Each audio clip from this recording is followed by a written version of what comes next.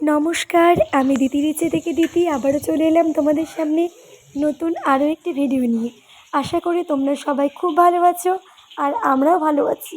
তো গতকাল ছিল শনিবার, আর শনিবার মানেই কিন্তু নিরামিষের একটা ব্যাপার থাকে। তো সেই কারণে আমি অনেকগুলো আইটেম রান্না করেছিলাম।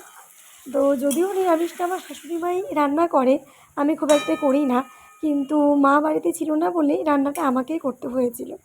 তো চলো, তোমরা অনেকেই তো শনিবার নিরামিষ খাও। কী কী করলাম আর কিভাবে করলাম পুরোটাই তোমাদের সাথে শেয়ার করছি। আশা করি তোমাদের ভালো লাগবে। যদি ভালো লেগে থাকে তাহলে তোমরা অবশ্যই একটা লাইক, কমেন্ট আর ছোট্ট করে একটা সাবস্ক্রাইব করে দিও। এই দেখো, এবার আমি শুরু করছি।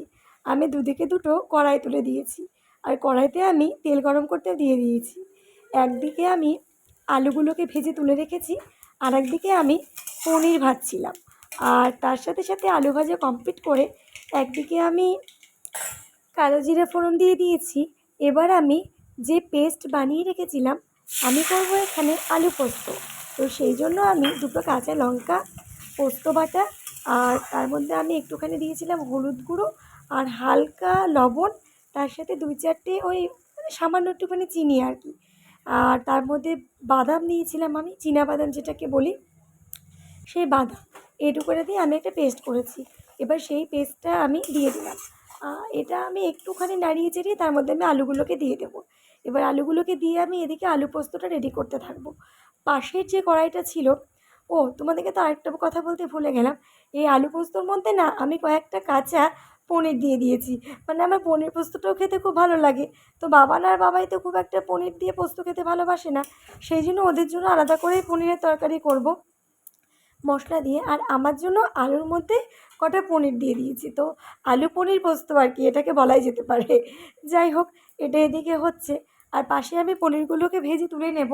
তুলে নিয়ে আমি ওর মধ্যে একটুখানি জিরে ফোড়ন দিয়ে আমি তাতে ওই আদা বাটা, আদা, শুকনো লঙ্কা, জিরে গুঁড়ো, ধনে গুঁড়ো, আর তার সাথে একটুখানি ওই তার সাথে আমি সামান্য একটু হলুদ, লবণ, এই আর চিনি, এই নর্মাল যে মশলাগুলো আমাদের ঘরে থাকে সেগুলোকে দিয়ে আমি পনির তরকারিটা রান্না করেছি। আর সাইডে আমি করব ডাল।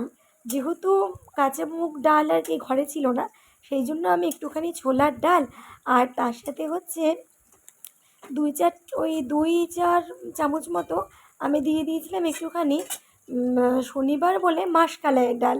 তো শনিবারটাকে মাসকলাইয়ের ডালটা খাওয়া খুব ভালো, সেই কারণে।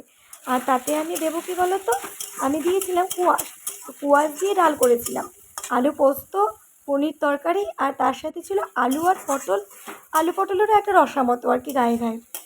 তো এই মিলিয়ে 3-4 রকম তো রান্না হয়েই গেল। এবার রান্নাগুলোকে তোমরা দেখতে থাকো, আমি আর কিছু বলবো না, তোমরা দেখো আমি কিভাবে কি করলাম।